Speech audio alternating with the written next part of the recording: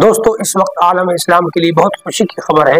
वो खबर ये है कि अमेरिका के सदर जो बाइडेन ने ये ऐलान किया है कि हम एक हफ्ते में फलस्तीन के अंदर जंगबंदी का ऐलान करते हैं। और इस जंगबंदी की कोशिशों में कतर और मिस्र और अमेरिका तीनों ने मिलकर ये फैसला किया है कि हम एक हफ्ते में कोशिश करेंगे कि फलस्तीन में जो मजलूम है उन पर से बमबारी और इसराइल की फौज को पीछे कर दिया जाए। तो हम आपको बता दें, इससे पहले कतर ने अक़वाम मुत्तहिदा में कई मरतबा ये मुद्दा उठाने की कोशिश की है, लेकिन अमेरिका ने अब तक इसको वीटो किया है, यानी उस मुद्दे को उठने से इनकार कर दिया है। लेकिन अब खुशी की खबर यह है कि खुद अमेरिकी सदर जो बाइडेन ने वहाँ के सहाफ़ी और पत्रकारों से बात करते हुए ये बात कही है कि अब हम इसराइल पर जोर डालेंगे और कहेंगे कि ये जंग बंद की जाए। बहुत सारे लोगों ने कहा है कि रमजान से पहले जो बाइडेन और अमेरिका का ये इक़दाम काबिल तहसीन है और इस इक़दाम का मुस्लिम दुनिया को खैर मकदम करना चाहिए। जबकि दूसरी तरफ बहुत सारे लोगों का कहना यह है कि अब अमेरिका के अंदर इलेक्शन आने वाले हैं, वहाँ मुसलमानों का वोट बटोरने के लिए सदर जो बाइडेन ने ये ऐलान किया है। बहरहाल जो भी वजह हो, लेकिन ये आलम इस्लाम के लिए अच्छी खबर है कि वहाँ के मजलूमों तक अब तमाम चीज़ें पहुँच सकती हैं। बहरहाल वजह जो भी हो, लेकिन आलम इस्लाम के लिए अच्छी खबर है, खुशी की खबर है कि मजलूम फलस्तीनियों पर अब जुल्म नहीं होगा।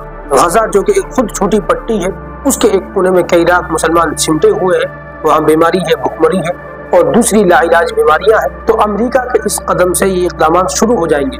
बल्कि बताया जा रहा है कि मिस्र ने कल रात ही एक जहाज गजा के अंदर रवाना किया, जिसमें खाने की अशिया और दूसरी जरूरियात जिंदगी थी। तो ये आलम इस्लाम के लिए बहुत अच्छी खबर है, हम इसका खैर मकदम करते हैं। और ये हुआ कतर की कोशिशों की वजह से है, क्योंकि कतर में अब तक हमास का दफ्तर था, वहाँ से उसकी सियासी सरगर्मियाँ जारी थी।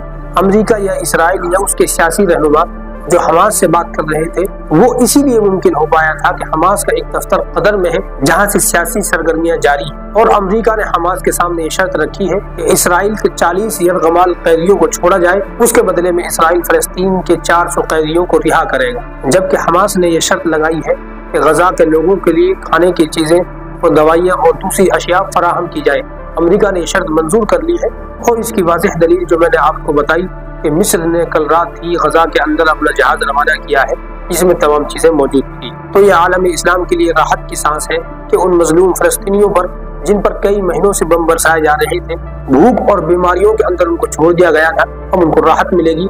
रमजान आने से पहले अमेरिका का ये इक़दाम काबिल कदर है, हम उसका एहतराम करते हैं। जबकि हमारी चाहत तो यही थी कि ये इक़दाम बहुत पहले हो जाने चाहिए थे, ताकि जुल्म जितना कम होता उतना बेहतर था। दोस्तों, आलम इस्लाम की इस खुशी की खबर को आप दूसरों तक पहुंचाएं और हमारे चैनल को सब्सक्राइब